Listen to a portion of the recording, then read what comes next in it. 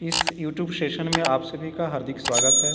यदि आप सीटेट की तैयारी कर रहे हैं, यह वीडियो आपके लिए बहुत ही इम्पोर्टेंट होने वाली है। इस सेशन में हम लोग सीटेट 26 जून 2011 में पूछे हुए पेपर 2 के क्वेश्चन को देखेंगे, जिसमें हम लोग भाग 2 गणित के क्वेश्चन नंबर 31 से 60 नंबर क्वेश्चन तक देखेंगे।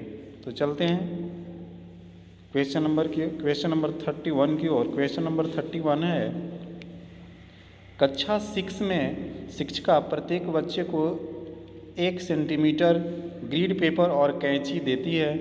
वह उनसे चाहती है कि वे बताएं कि द्विआयामी आकृतियों को त्रिआयामी वस्तुओं के रूप में कैसे मोड़ा जा सकता है। विद्यार्थी निम्नलिखित में से कौन सी संकल्पना खोज रहे हैं। यानी विद्यार्थी के बारे में कह रहा है कि विद्यार्थी जो है कौन सी संकल्पना खोज रहे हैं। तो इस क्वेश्चन का जो आंसर होगा वो सेकेंड विकल्प हो जाएगा, पास यानी नेट्स। देख लेते हैं, इसका सॉल्यूशन भी दिया हुआ है। इसके सॉल्यूशन को आप लोग पढ़ेंगे तो आप लोग को अच्छी तरह से समझ में आ जाएगा।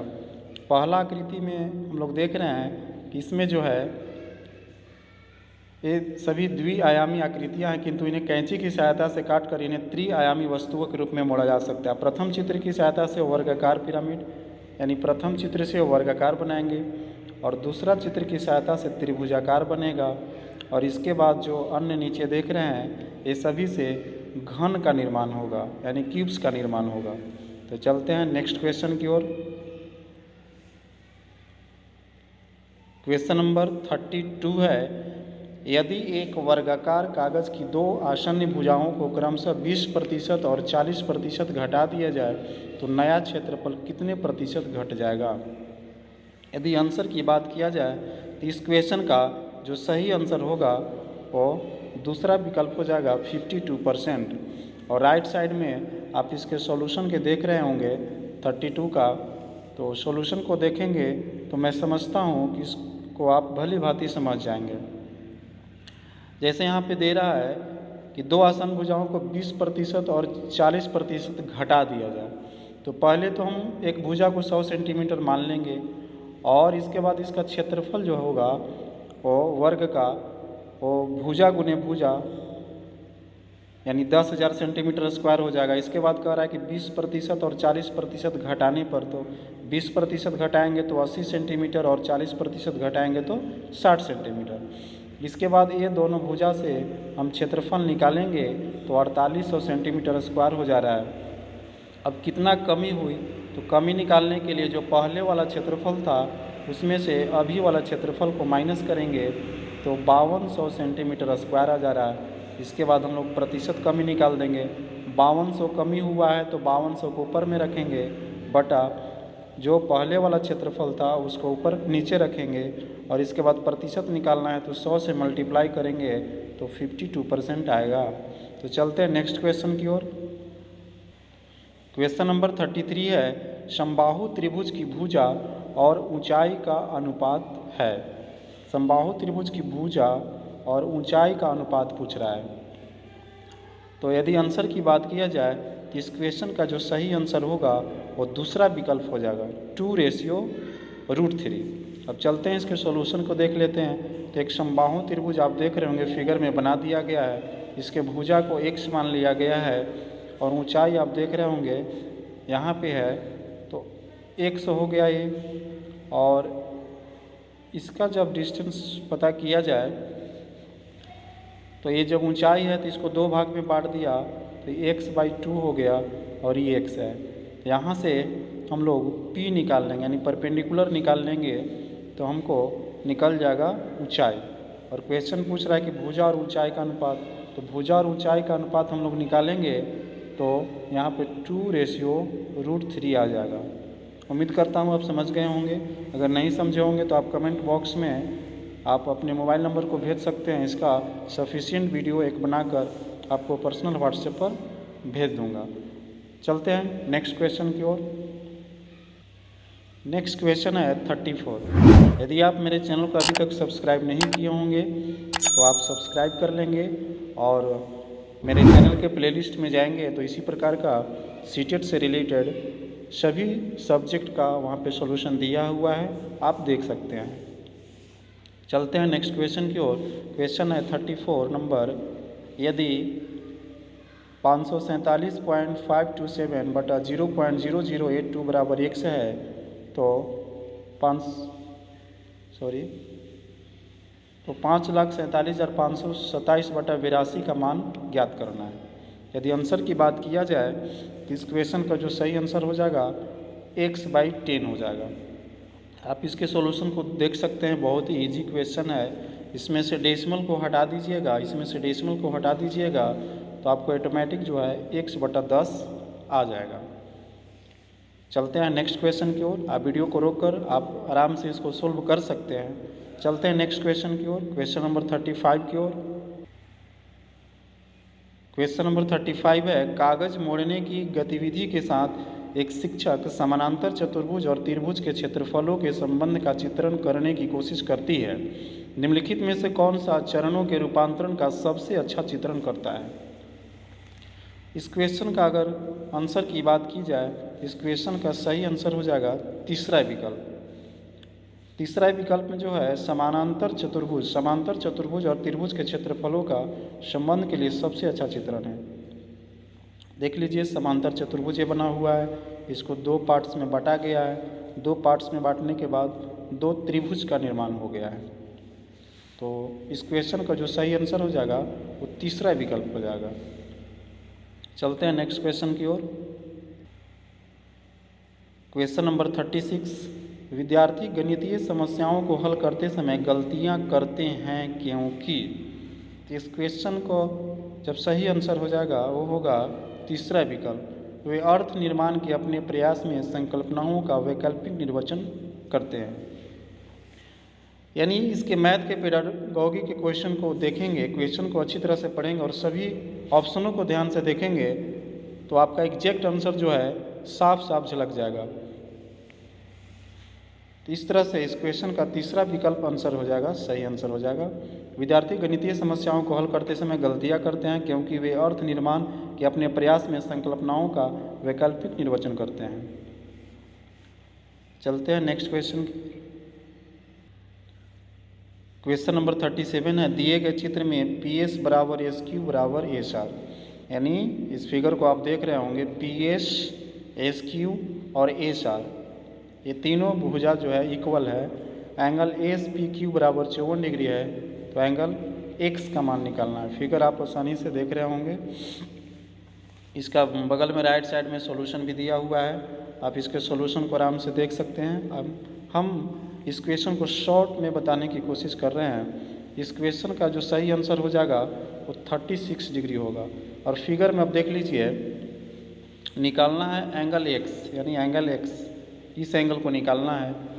फिगर में आप देख रहे होंगे PSQ एक त्रिभुज है और इसमें PS और SQ इक्वल है, PS और SQ इक्वल है। तो जब ये 54 डिग्री है, जब दो भुजा इक्वल है तो इसके सामने वाला एंगल भी इक्वल होगा। तो जब ये 54 डिग्री है तो ये भी 54 डिग्री हो जाएगा। और इस त्रिभुज में 180 डिग्री का एंगल बनता है, तीनों एंगल का जोड़कर। तो 54 और 54 108 हो जाएगा, 108 हो जाएगा और बचेगा 72 डिग्री। यानी ये एंगल जो है, अगर इसको मैं पढ़ता हूँ तो एंगल PSQ, यानी ये हो जाएगा 72 डिग्री। क्या हो जाएगा? 72 डिग्री हो जाएगा।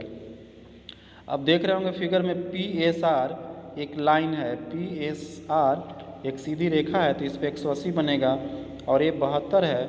इसका मतलब कि ये एंगल जो है 108 डिग्री हो जाएगा। कितना हो जाएगा? 108 डिग्री हो जाएगा। तो जब ये 108 डिग्री होगा तो इस त्रिभुज में भी हम लोग देख रहे हैं, कि दो भुजा जो है बराबर है, दो भुजा बराबर है। तो जब ये 108 डिग्री हो गया, ये जब एंगल 108 डिग्री हो गया तो इस त्रिभुज के लिए यानी PSQ के लिए 180 डिग्री चाहिए। तो जब ये 108 डिग्री हो गया तो ये दोनों मिलकर 72 होना चाहिए। एंगल SPQ और एंगल SQP 72 होना चाहिए। और दोनों साइड इक्वल है तो दोनों को सामने वाला एंगल भी इक्वल होगा, यानी 72 डिग्री ये दोनों एंगल मिलकर है। इसका मतलब कि दोनों 36 डिग्री, और इसी एंगल को निकालना है। यानी ये एंगल जो है एंगल एक्स का मान जो है 36 डिग्री हो जाएगा। आप आसानी से वीडियो को रोककर इसके सॉल्यूशन को देखिएगा तो आप आसानी से समझ सकते हैं। चलते हैं नेक्स्ट क्वेश्चन की ओर। क्वेश्चन नंबर 38 है 57.12% की तुल्य भिन्न है लगभग। तो ऑप्शन हम देख रहे हैं कि सब बटा के रूप में है, यानी फ्रैक्शन के रूप में दिया हुआ है। तो इसमें से परसेंटेज और डेसिमल को हटाइएगा तो आसानी से 357/625 आ जाएगा। यानी इस क्वेश्चन का जो सही आंसर हो जाएगा वो दूसरा विकल्प हो जाएगा। तो आप आसानी से वीडियो को रोक कर देख सकते हैं। चलते हैं आप नेक्स्ट क्वेश्चन की ओर।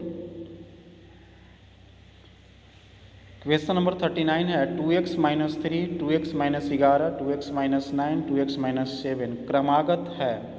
ये सम संख्या है कि विषम संख्या है कि प्राकृत संख्या है कि अभाज्य संख्या है। तो इस क्वेश्चन का जो सही आंसर हो जाएगा वो विषम संख्या हो जाएगा, क्योंकि 2x दिया हुआ है। 2x सभी में 2x दिया हुआ है, तो x का कोई भी वैल्यू हम रखेंगे तो वो सम संख्या ही होगा, क्योंकि 2 से मल्टीप्लाई करना है तो सम संख्या ही होगा। और सम संख्या में देख रहे हैं कि सभी में से विषम संख्या माइनस हो रहा है। इसमें से 13, इसमें 11, इसमें 9 और इसमें 7। तो एक सम संख्या में से विषम संख्या को माइनस करते हैं तो हमेशा ही विषम संख्या देती है। इस प्रकार से इस क्वेश्चन का जो सही आंसर हो जाएगा वो दूसरा विकल्प हो जाएगा। आप इसके सॉल्यूशन को भी देख सकते हैं। लिखा हुआ है किसी सम संख्या में से किसी विषम संख्या को घटाने पर प्राप्त मान एक विषम संख्या होती है। चलते हैं नेक्स्ट क्वेश्चन की ओर। क्वेश्चन नंबर 40 अमीना माचिस की तिलियों से खेल रही है और वह हर चरण पर एक देख रहे हैं इस रूप में जोड़ती है, और दूसरी तरफ अप्पू जो है एक तालिका बना रही है, इस रूप में जोड़ रहा है। बारंबार जो है इसको जोड़ते हुए आगे बढ़ते हुए जा रही है, और दूसरी तरफ एक अप्पू है वो तालिका के रूप में बना रहा है, एक टेबल के रूप में बना रहा है। यानी एल की संख्या लिख रहा है और माचिस की संख्या भी लिख रहा है।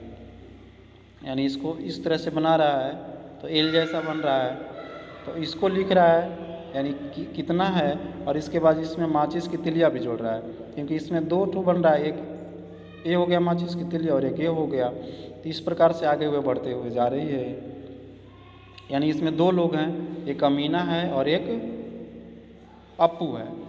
तो अमीना जो है इस फिगर को सिर्फ इस रूप में सजाते हुए जा रही है, लेकिन अप्पू जो है इस टेबल का निर्माण कर रहा है। तो अब चारों ऑप्शनों को देखेंगे। इस स्थिति में दोनों बच्चों के बारे में आपका अवलोकन क्या कहता है, यानी दोनों बच्चों के बारे में आपकी क्या राय है। तो इस क्वेश्चन का सही आंसर हो जाएगा चौथा ऑप्शन, अमीना केवल खेल रही है और अप्पू जो है गणित कर रहा है। चलते हैं नेक्स्ट क्वेश्चन की। क्वेश्चन नंबर 41 है एक आयत को क्षैतिज रूप से 2 बराबर भागों में बांटा जाता है। ऊपर वाले भाग को पुनः 3 बराबर भागों में बांटा जाता है और निचले भाग को 4 बराबर भागों में बांटा जाता है। आप देख रहे होंगे एक आयत है और इसको पहले क्षैतिज रूप से 2 बराबर भागों में बांटा गया है। इसके बाद ऊपर में भी देख रहे होंगे 1, 2 और 3 भाग में बांटा गया है।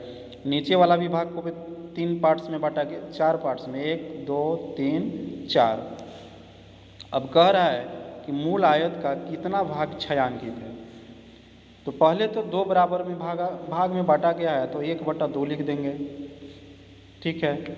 और इसके बाद कह रहा है ऊपर वाले भाग को पुनः 3 बराबर भागों में बांटते हैं, पुनः 3 बराबर भाग में बांट दे रहा है, 1, 2, 3 बराबर। तो पहले तो 2 भाग में बट गया, पहले तो 2 भाग में बट गया तो 1/2 हो गया, 1/2 और 1/2। अब ऊपर वाला भाग जो है 3 बराबर भाग में बांटा गया है ना, 3 बराबर भाग में बांटा गया है।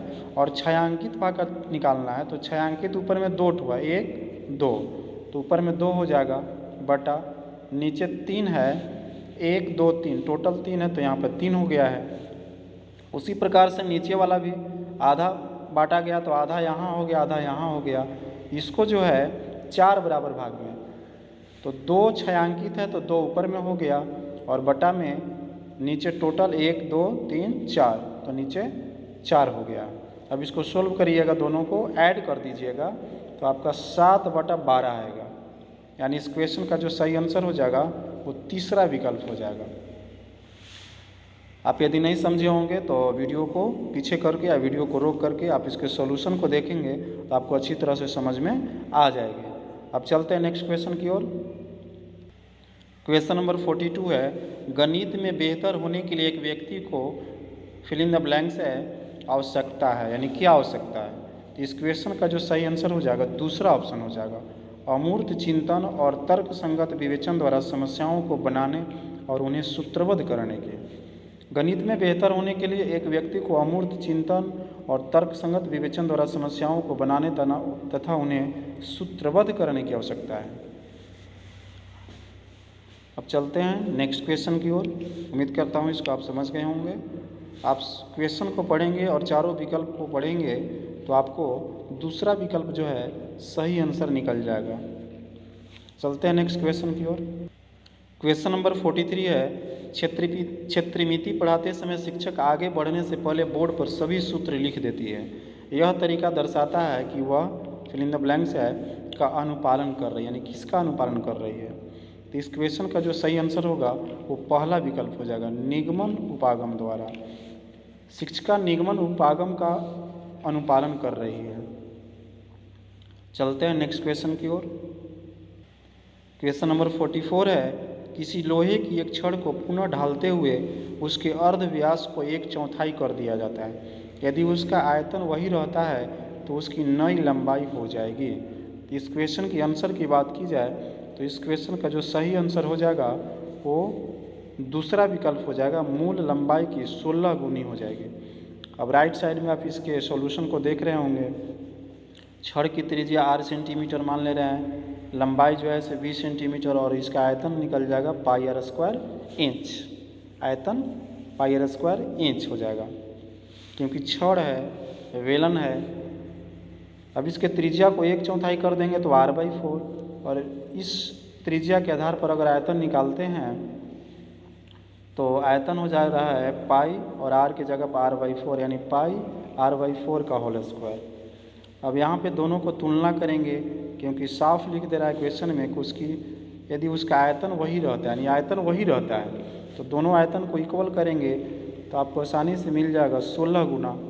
यानी इस प्रकार से इस क्वेश्चन का दूसरा ऑप्शन जो है सही आंसर हो जाएगा। चलते हैं नेक्स्ट क्वेश्चन की ओर।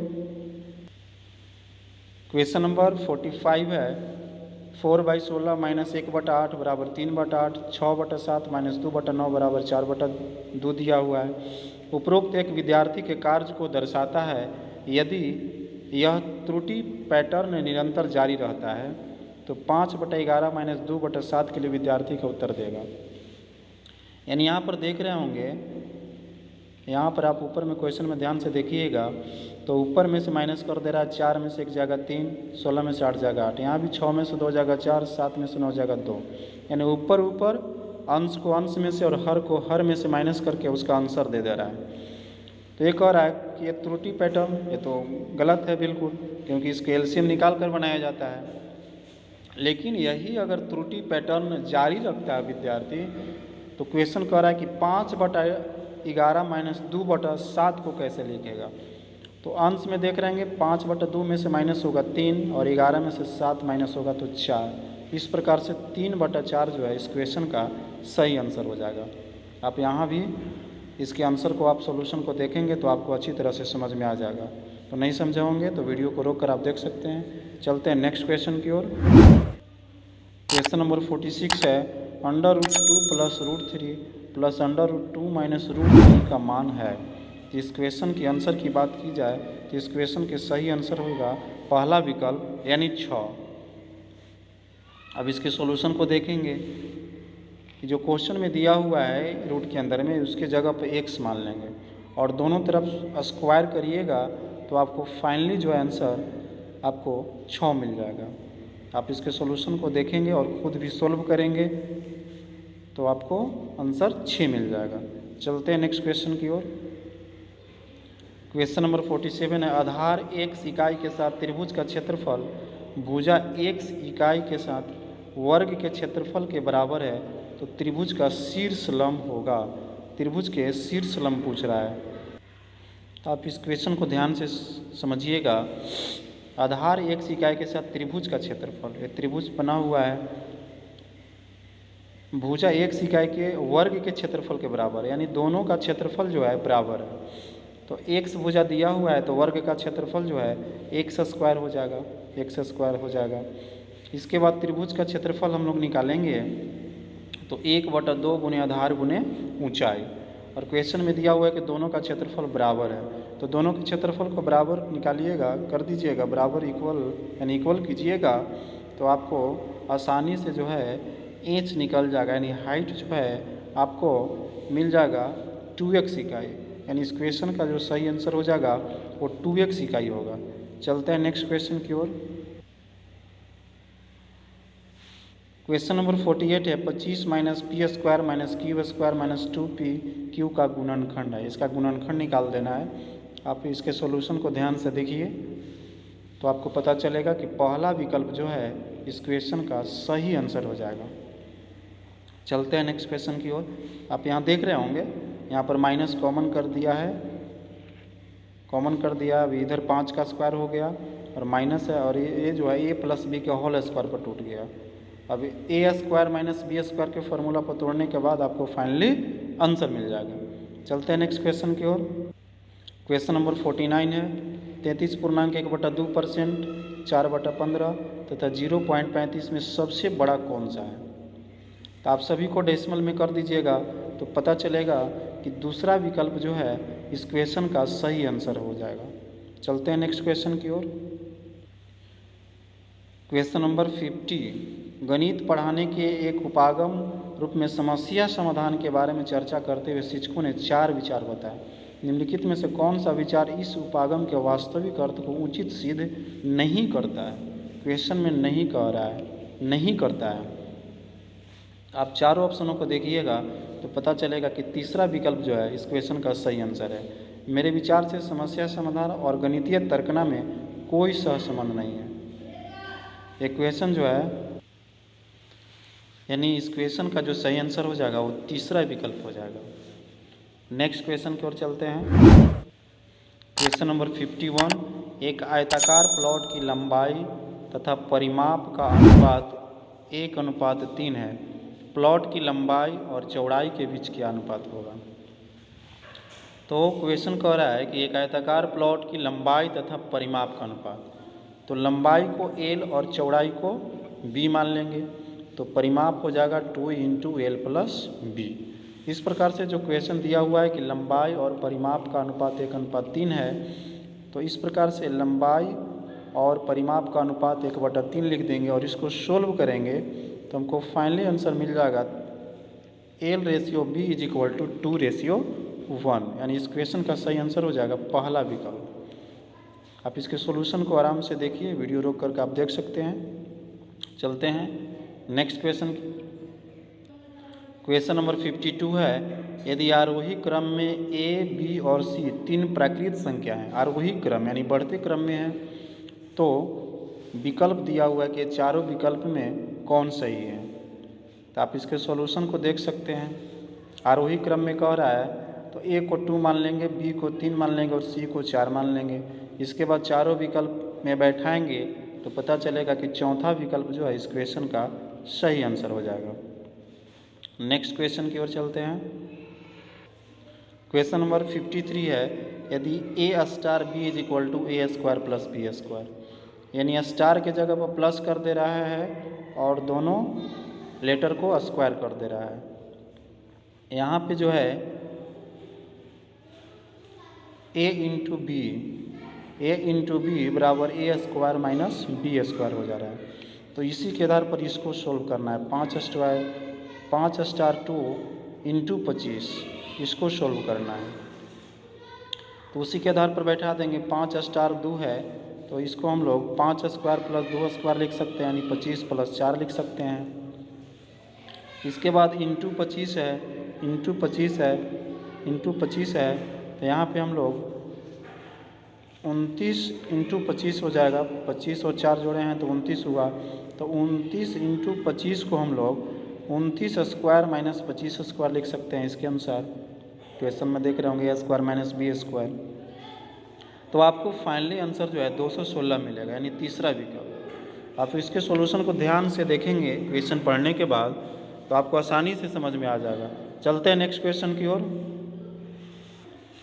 क्वेश्चन नंबर 54 है 13 पर पावर 2003 में इकाई के स्थान पर क्या आएगा। इकाई के स्थान पर क्या आएगा। तो इस क्वेश्चन को सोल्व करने के लिए देखिए पावर में 2003 है, तो इसको हम लोग 4 से डिवाइड करेंगे। 4 से डिवाइड करेंगे तो आपका शेष जो है 3 आएगा, शेष 3 आएगा, शेष 3 आएगा। तो इसको हम लोग क्यूब कर देंगे। क्या कर देंगे? क्यूब कर देंगे। क्यूब कर देंगे। क्यूब करने के बाद आपको मिल जाएगा, 4 से हम लोग डिवाइड करेंगे तो 3 शेष आ रहा है। कितना शेष आ रहा है? 3 शेष आ जा रहा है। और 13 पर पावर है तो 13 पर पावर हम लोग 3 कर देंगे तो आपको जो लास्ट वाला 3 है इसका क्यूब होगा तो 7 लास्ट में आ जाएगा। यानी इस क्वेश्चन का सही आंसर दूसरा विकल्प हो जाएगा 7। चलते हैं नेक्स्ट क्वेश्चन की ओर। क्वेश्चन नंबर 55 है एक पूर्ण घन संख्या प्राप्त करने के लिए 68,600 को किस सबसे छोटी संख्या से गुना किया जाना चाहिए। तो 68,600 को हम लोग गुणनखंड निकालेंगे तो इस रूप में आ जा रहा है। तो हम देख रहे हैं कि 2 का क्यूब है, 7 का भी क्यूब है, लेकिन 5 का स्क्वायर है, यानी एक 5 और घट रहा है। तो यही जो है 5 इस क्वेश्चन का सही आंसर हो जाएगा। यानी इस क्वेश्चन का चौथा विकल्प जो है सही आंसर हो जाएगा। चलते हैं नेक्स्ट क्वेश्चन की ओर। क्वेश्चन नंबर 56 है 3 खरीदने पर 1 मुफ्त। यहाँ दी गई छूट का प्रतिशत क्या है। 3 खरीदने पर 1 मुफ्त यानी 4 मिल रहा है, यानी 4 वस्तु में 1 वस्तु जो है मुफ्त है। तो 1 वस्तु मुफ्त है तो 1 को ऊपर रखेंगे बटा, टोटल 4 वस्तु है तो 4 नीचे रहेगा। और प्रतिशत निकालना है तो हम 100 क्या कर देंगे? गुना कर देंगे।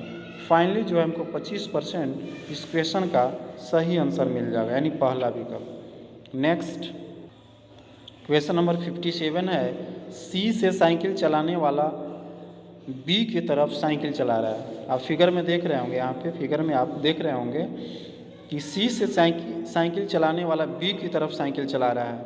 ए और बी दोनों के समांतराली आने से पहले, ए और बी के दोनों समांतराली आने से पहले उसे सी से कितनी दूरी तक साइकिल चलानी होगी। सी से, यानी क्वेश्चन कह रहा है कि ए और बी से दोनों बराबर दूरी पर रहेगा तो सी से कितना दूर उसको चलना होगा। यानी जब सी से चल रहा है वो साइकिल चलाने वाला, तो कोई एक यहाँ पे जगह होगा, इसको पी मान लेते हैं, जहाँ से बी की दूरी और ए की दूरी जो है इक्वल होगा। यानी पी एक ऐसा जगह होगा जहाँ से बी और ए दोनों का डिस्टेंस क्या हो जाएगा? इक्वल हो जाएगा। तो इधर सॉल्यूशन में आप देख सकते हैं, सॉल्यूशन देखिएगा तो उम्मीद करता हूँ आप समझ जाएंगे। और नहीं तो इधर हम लोग एक्स इसको सपोज करेंगे, एक्स इधर सपोज करेंगे, एक्स सपोज कर इसको बनाएंगे हम लोग तो आसानी से बन जाएगा। इसको हम लोग एक्स सपोज करेंगे तो सी और पी का जो डिस्टेंस हो जाएगा 2 और प्लस एक्स, 2 प्लस एक्स हो जाएगा, 2 प्लस एक्स हो जाएगा। और 2 प्लस एक्स को ऐड करके ये टोटल डिस्टेंस 10 दिया हुआ है, 10 में से माइनस करेंगे तो मेरा ए डिस्टेंस निकल जाएगा। जब ए डिस्टेंस निकल जाएगा तो हमको यहाँ पे देखना है कि इस दूरी को जो है, इस दूरी को जो है पी जो है बी और ए से बराबर भी होना चाहिए। इस प्रकार से तीसरा विकल्प जो है इस क्वेश्चन का सही आंसर हो जाएगा 5 किलोमीटर। यदि नहीं समझे होंगे तो इसको आसानी से मैं समझाता हूँ, पहले बोर्ड को क्लियर कर लेता हूँ, इसके बाद आप आसानी से समझ जाएंगे। मैं समझाने की कोशिश करता हूँ। देखिए ये पूरा डिस्टेंस आप देख रहे होंगे, ये पूरा जो डिस्टेंस है आप देख रहे होंगे कि 10 किलोमीटर है। कितना है? 10 किलोमीटर है। अब हमको ऐसा डिस्टेंस पर जाना है, ऐसा डिस्टेंस पर जाना है सी से साइकिल चलाते हुए जहाँ से बी और ए का जो डिस्टेंस है वो सेम हो जाना चाहिए। क्या हो जाना चाहिए? सेम हो जाना चाहिए। तो देख लेते हैं, एक बार और क्वेश्चन को पढ़ते हैं। सी से साइकिल चलाने वाला बी की तरफ साइकिल चला रहा है।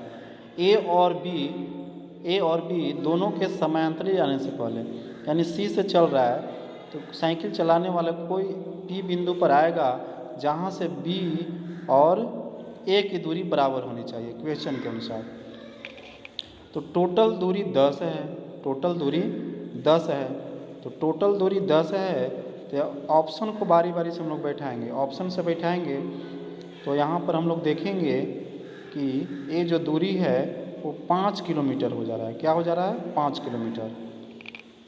ये दोनों 5 हो जा रहा है, यानी ये भी 5 किलोमीटर चलेगा, तभी तो 5 और 5 10 हो जाएगा। टोटल 10 दिया हुआ है और ये जो है 3 हो जाएगा।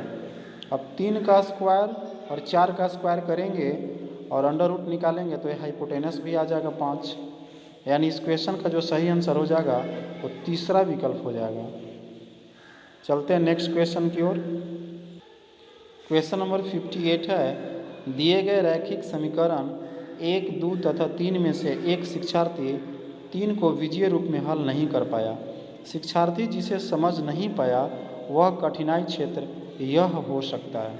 देखिए 3 समीकरण दिया हुआ है, तो क्वेश्चन को पढ़ेंगे और विकल्प, चारों विकल्प को आप ध्यान से पढ़ेंगे तो इस क्वेश्चन का सही आंसर तीसरा विकल्प निकल जाएगा।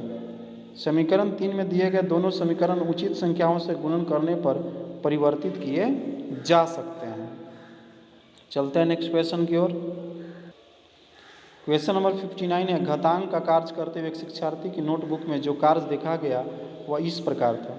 4 पर पावर 3 गुने 4 पर पावर 2, 4 पर पावर 5, यानी पावर को जोड़ दे रहा है। सभी में पावर को जोड़ दे रहा है, यहाँ पर भी जोड़ दे रहा है, यानी बेस को नहीं देख रहा है। जबकि हम लोग जानते हैं कि जब भी इस प्रकार से रहता है तो दोनों बेस सेम है और बीच में गुना के चिन्ह है तभी पावर ऐड होगा, लेकिन यहाँ पर बेस को नहीं देखा जा रहा, सिर्फ मल्टीप्लाई करके और पावर को जोड़ दे रहा है। शिक्षार्थी को यह समझ नहीं आया कि यह कैसे किया जाता है, यानी इस क्वेश्चन का सही आंसर हो जाएगा तीसरा ऑप्शन, अलग आधार वाली संख्याओं का गुणन, यानी अलग आधार का भी जो है इसी प्रकार से गुना कर दे रहा है। चलते हैं नेक्स्ट क्वेश्चन की ओर। एक वर्गाकार कागज ABCD को जब उसके विकर्ण AC को घूर्णन अक्ष मानकर घुमाया जाता है तो निम्न में से कौन सी ठोस आकृति बनेगी। फिगर को आप देख रहे होंगे। इस क्वेश्चन का सही आंसर जो है पहला विकल्प हो जाएगा। वर्गाकार कागज को उसके विकर्ण के परितः घुमाने पर तुर्क बनेगा। बस इस वीडियो में इतना ही। अब मिलते हैं नेक्स्ट वीडियो में। यदि आपको यह वीडियो अच्छी लगी होगी तो वीडियो को लाइक कर देंगे और अपने दोस्तों के साथ शेयर कर देंगे। अब चलते हैं नेक्स्ट वीडियो में, मिलते हैं आप लोगों से। तब तक के लिए जय हिंद।